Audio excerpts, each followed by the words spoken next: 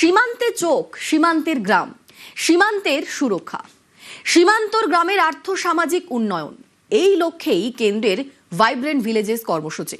এবার এই মানচিত্রে জুটছে পশ্চিমবঙ্গ। মালদায় শুরু ভাইব্রেন্ট ভিলেজেস প্রকল্প।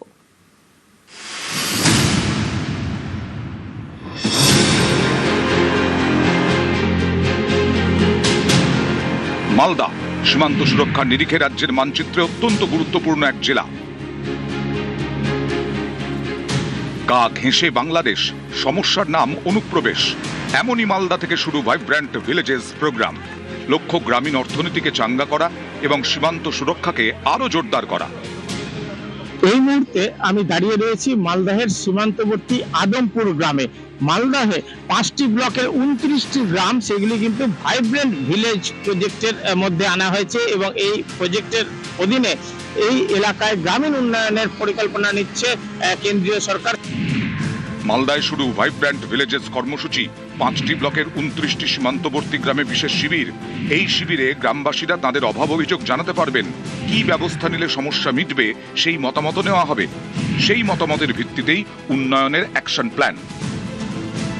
এখানে আমরা একটা নতুন পরিকল্পনা করেছি, আমার গ্রাম আমার কল্পনা।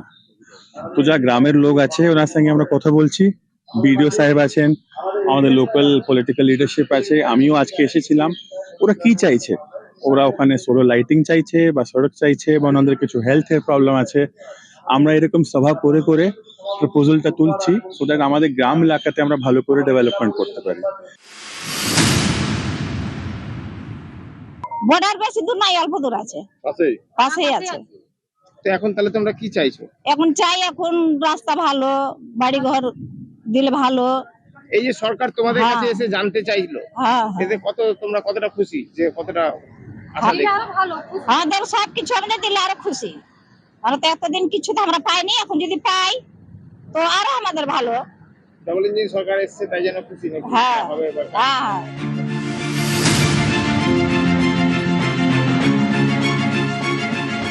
উত্তর 24 পরগনার বাগদা সীমান্তবর্তী এলাকা। এখানকার হামকুড়া গ্রামকে বেছে নেওয়া হয়েছে ভাইব্রেন্ট ভিলেজেস প্রকল্পের অংশ হিসেবে। পালাবদলের সরকারের সিদ্ধান্তে খুশি গ্রামের বাসিন্দারা।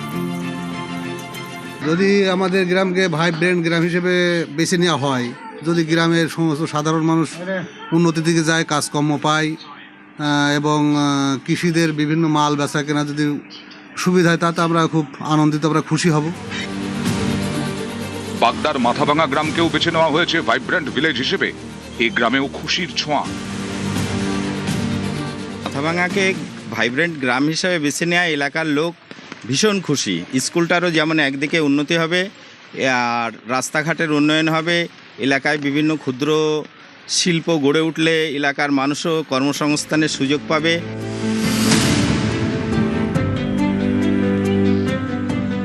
মুর্শিদাবাদের সীমান্তবর্তী গ্রাম চর লবণগোলা। গ্রামবাসীরা চাইছেন ভাইব্রেন্ট ভিলেজেসে বেছে নেওয়া হোক তাদের গ্রামকে। উন্নয়নটা একটু ভালো হয়। চাইছেন এই প্রকল্পটা আমরা চাচ্ছি কি আমাদের মাছ মারা, খেতে যাওয়া আসা আমাদের জানে একটু সুবিধাটা জানে করে দেয়।